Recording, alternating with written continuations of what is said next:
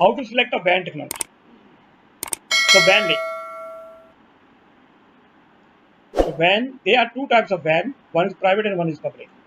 Simply nowadays when you travel from your house to any other location, you are using a public roads actually.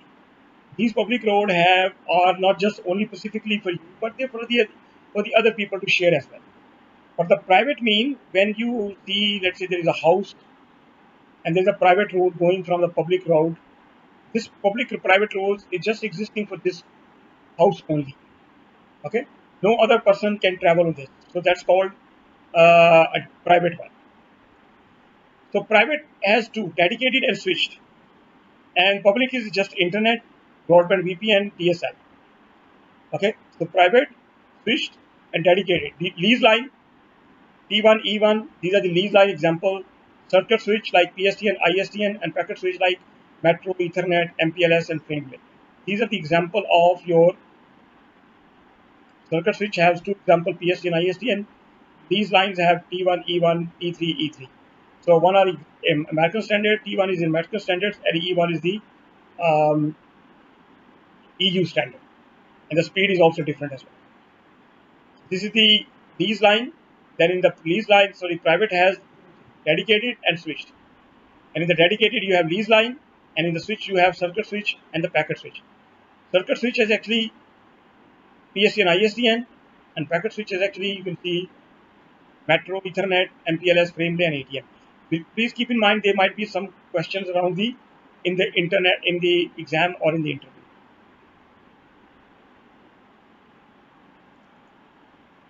Service provider network infrastructure, WAN access technology. So you see there are telephone line, there is a satellite, there is a lease line, there is a wireless, there is a coaxial cable, there is a telephone line.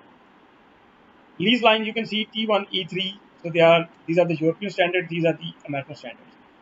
CSU, DSU, like a router provided to your office site, like you have a office. Advantages: simplicity, quality, availability. Disadvantages, of course, is very expensive because that is just only for you. Limited flexibility as well. Dial-up, advantages: simplicity, availability, because dial-up is telephone is available everywhere. Disadvantages, of course, low data rate transfer, so the speed is always very slow. Okay, relatively long connection time. ISDN is also, these are digital as compared to the telephone line, those are analog.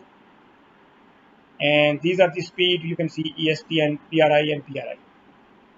So BRI has a speed of 64, PRI has a speed of, I believe, 1.54 and 2 as well. The Framelink is very interesting technology, very used to, many companies used to use it, but not anymore now. It's very expensive. Later on, it was not used. So basically what happened, still in some companies, some offices use that. PPC carry both voice and data traffic. So basically, there is a service provider, DCE, and DTE. The router is always DTE and the service provider is DCE because they generate the clock. So if you want to reach from this corporate to branch office, you will be sending the traffic to DLCI 102. So in the frame relay network, PVC are unique identifier, they call the DLCI. PVC and DLCI are ensured bidirectional communication from DTE device to another DTE. These two are DTE's devices router from branch office to head office. So they are saying if you want to go to the corporate office, they send the traffic to DLC T0201 provided by the ISP. And this is like, think about like DLC is like a telephone number. R1 using DLC 102 reach to R2, while R2 uses 201 to reach to R2. Built on cell-based architecture. So ATM is another technology from WAN providers. It's a cell-based architecture rather than a frame-based architecture. ATM cells are always a fixed length of 3053 bytes. Okay, and you see it's also very popular in some sense. Ethernet WAN as well, feature and benefit of Ethernet WAN: reduce expenses and administrations, easy integration with existing networks, enhanced business productivity. Service provider now own Ethernet WAN services as a fiber optic cable.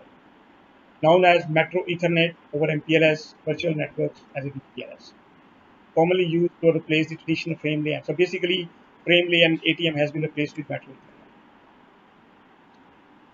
Okay, MPLS is very exciting technology, but it's also fading away. Mostly companies now are using MPLS, and it's very cost-saving technology previously, but now it is also replaced with SD-WAN kind of things.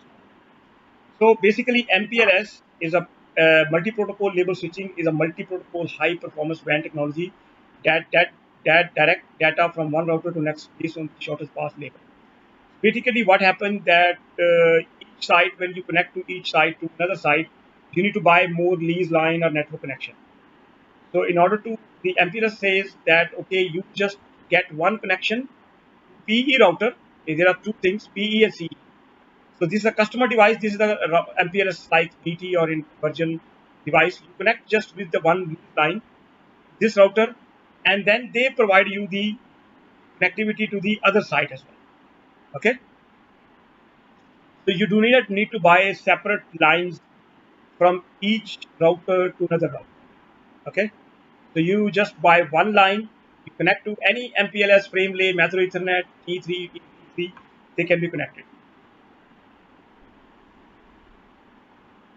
VSAT is very small apertures terminal solution that create a private WAN satellite communication. So most likely when you are in the place, most likely you're using that.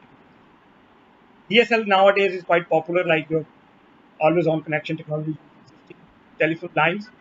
Because if you order a DSL, you most likely order, first of all, they install the BT router, sorry, telephone line. And then on telephone line, they provide you the DSL connection. Convert the Ethernet signal from the device user and transfer. The cable network is also like Virgin is providing the cable network as well. Wireless. Okay, 3G, 4G is also quite popular on the router. Now many routers, they have their 4G SIM installed. You can install the 4G SIM as well.